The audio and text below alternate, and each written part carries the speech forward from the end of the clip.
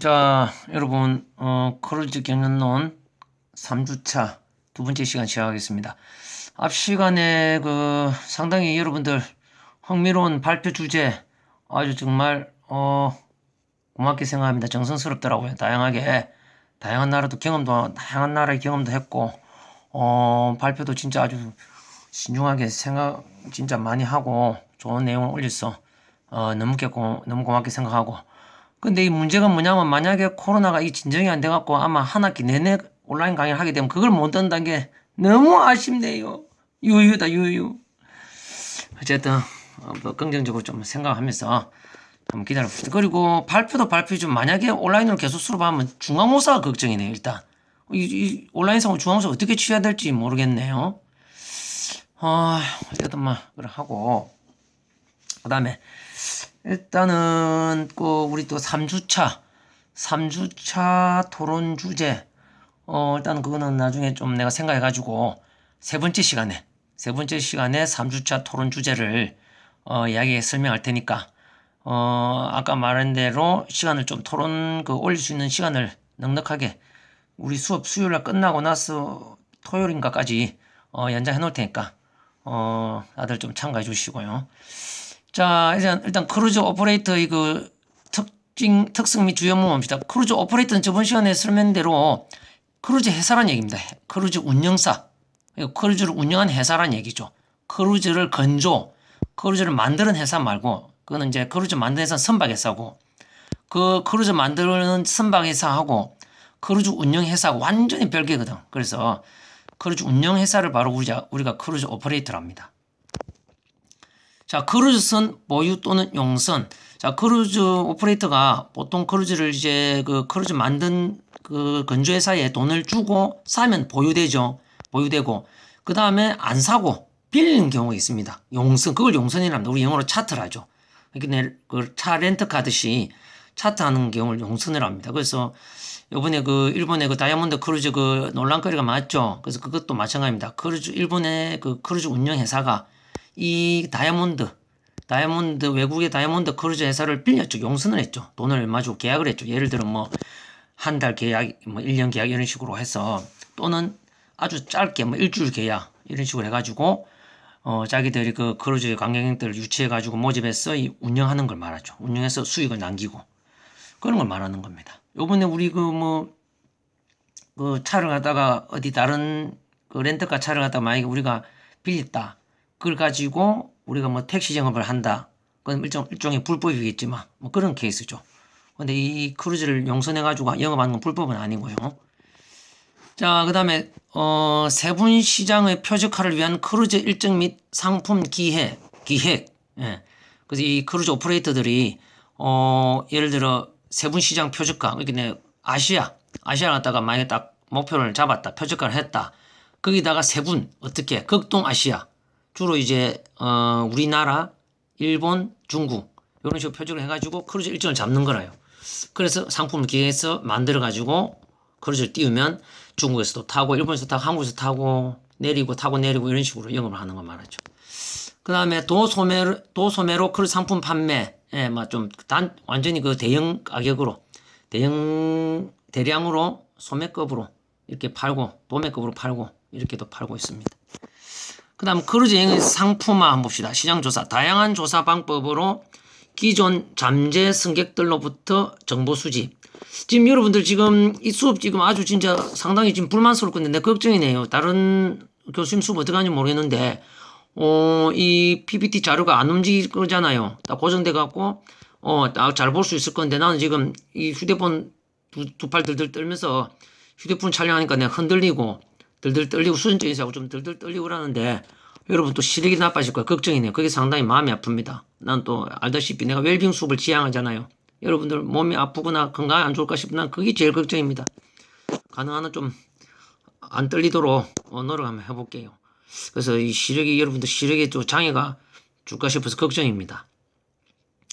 그러면은 꼭 그렇게 된다고 생각하면 아예 그냥 화면 보지 말고 얘기만 들으세요. 어차피 이 화면은 나중에 내가 또 오프라인 수업 때 책에 다 있는 거 다시 또 책에서 다시 설명할 거니까. 그 다음에 그렇죠. 이제 정보를 수집해가지고 시장 조사, 그 다음에 고객 행동 분석 및 신제품에 대한 구매자의 반응 예측. 그래서 그 크루즈 탄 사람들 있죠. 크루즈 탄 사람들한테도 설문조사합니다. 어떤 것이 좋았냐, 어떻게 나빴냐 해가지고 하고, 그리고 또 새로운 또 제품도 만들고 그렇게 하고 있죠. 그다음 다음 페이지. 자, 이 크루즈 오퍼레이터가 또 상품을 개발합니다.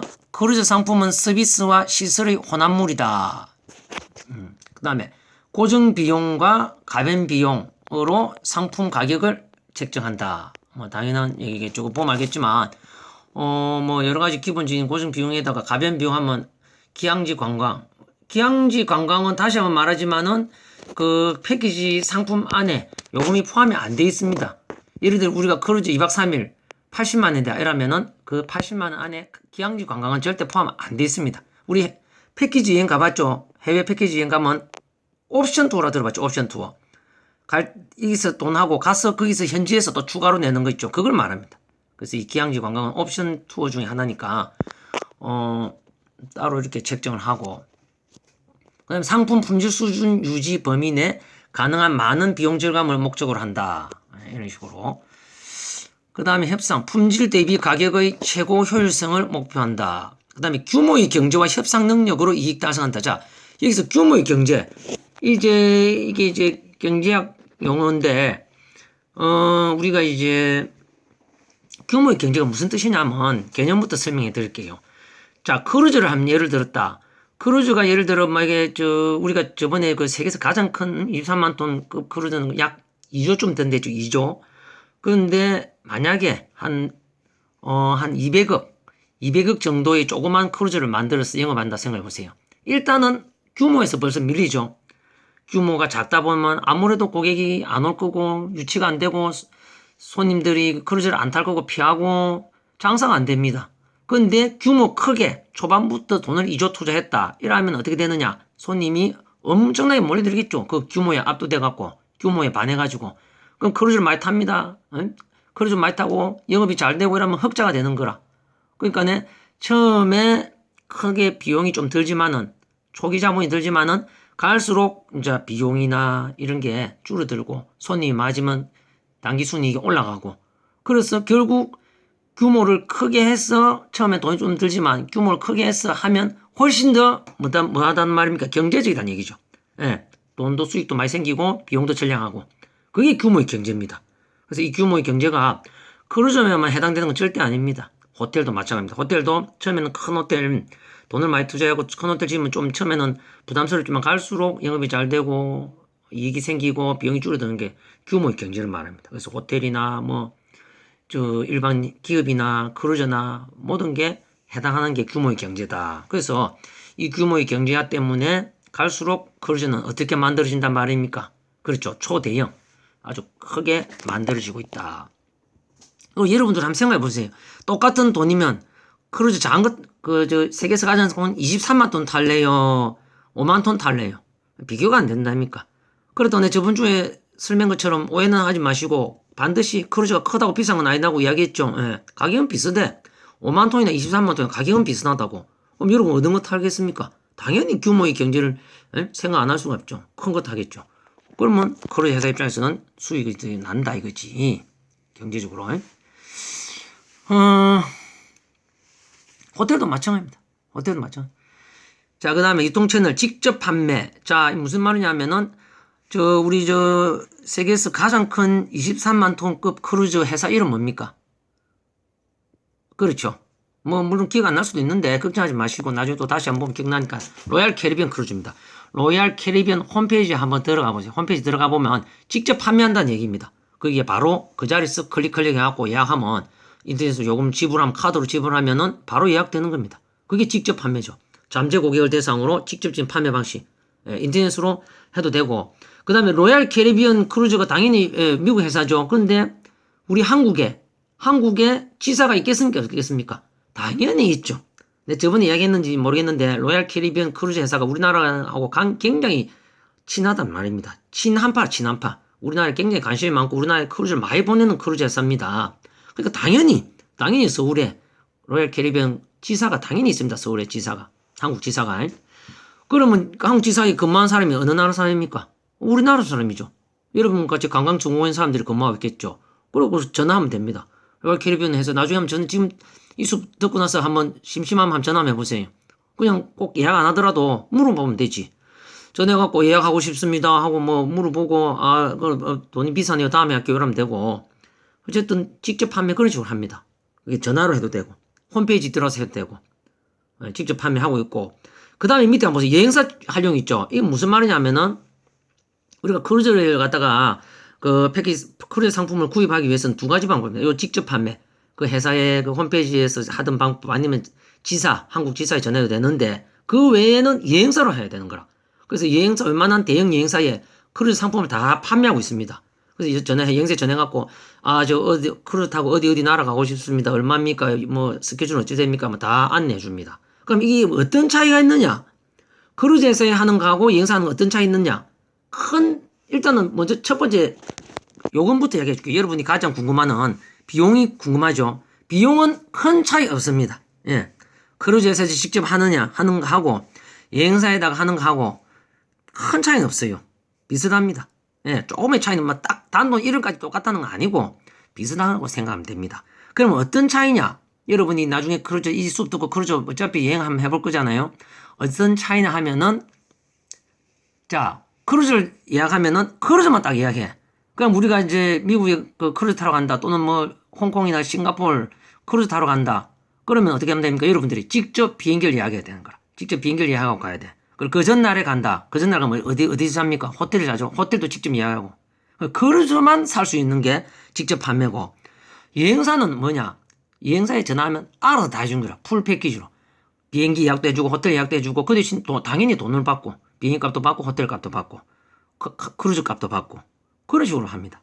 그러니까 크루즈만 따지면 분리해놓고 보면 비용은 비슷한데 편하지 일단은 여행사가 알아서 비행기 값하고 호텔하고 뭐 다 원하는 데 해주고 그런데 크루즈에다가 예약을 하면은 크루즈하고 나머지는 왕복으로 가는 뭐 교통수단은 우리가 직접 해야 되니까 좀 번거롭지요. 그래서 여러분들이 뭐 어떤 스타일이 좋은지 여러분 취향대로 하면 되고 여기서 한 가지 더 추가로 설명하고 싶은 게 뭐냐면 우리나라 대형 여행사 많죠. 우리나라 대형 여행사 지금 뭐 빅3가 뭡니까? 하나투어 여러분들 제일 잘 아는 하나투어가 제일 넘버원이고 그 다음에 넘버2가 모두투어 넘버3가 롯데관광 이렇게 세 개가 빅3 여행이라 할 수 있는데 여행사인데 이 크루즈 관련된 여행사는 있죠. 압도적으로 넘버1이 바로 어딨냐? 바로 롯데관광입니다. 예. 롯데 여행사 있죠. 롯데관광. 롯데관광이라고도 하고 뭐 롯데관광 여행사로 하는데 거기 홈페이지 한번 나중에 들어가 보세요. 크루즈에 대해서 엄청난 많은 상품을 판매하고 있고 아주 진짜 다양한 방식의 다양한 상품도 있고 잘 되어 있습니다. 직원들도 크루즈에 대해서 상품 지식도 너무 박식하고 그래서 실제로 크루즈 관련된 여행사로서 그 상도 받았습니다. 상도 수여한 여행사가 롯데관광입니다.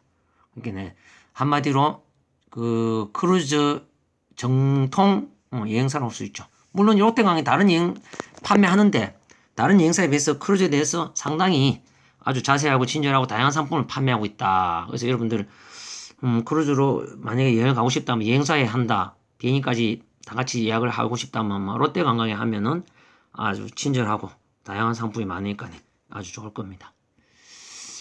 자, 그 다음에 이제 가격 전략 한번 봅시다. 자, 조기 예약 할인.